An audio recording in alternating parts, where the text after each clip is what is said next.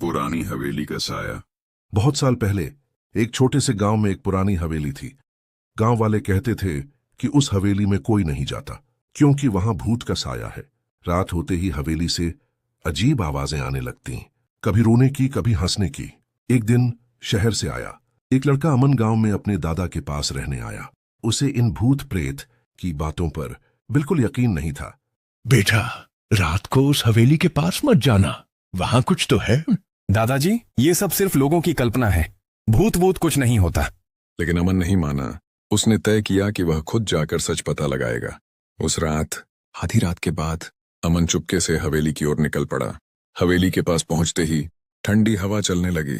दरवाजा अपने आप चिर्र की आवाज के साथ खुल गया। लगता है हवा से खुला है, मैं देखता हूँ अंदर क्या है। अंदर घुप अंधेरा था। जैसे ही अमन ने कदम रखा, पीछे से दरवाजा जोर से बंद हो गया। कौन है? दरवाजा किसने बंद किया? अमन धीरे धीरे सीढ़ियां चढ़ने लगा। जैसे ही वह ऊपर पहुंचा, उसे एक लड़की सफेद कपड़ों में खड़ी दिखी। उसका चेहरा बहुत डरावना था, आंखें लाल और बाल बिखरे हुए। तुम यहाँ क्यों आए हो? मैं बस देखने आया था। भूतनी को देखकर अमन की आवाज भारी हो गई और हकलाई। भूतनी धीरे धीरे उसकी ओर बढ़ने लगी। कमरे का तापमान अचानक ठंडा हो गया।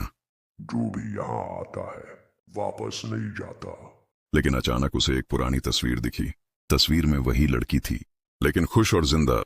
तुम पहले इंसान थी ना, तुम्हारे साथ क्या हुआ? भूतनी की आंखों में आंसू आ गए। और मुझे धोखा दिया गया। इसी हवेली में मेरी मौत हुई, तब से मेरी आत्मा भटक रही है। अमन को उस पर तरस आया। मैं तुम्हारी मदद करूंगा ताकि तुम्हें शांति मिल सके।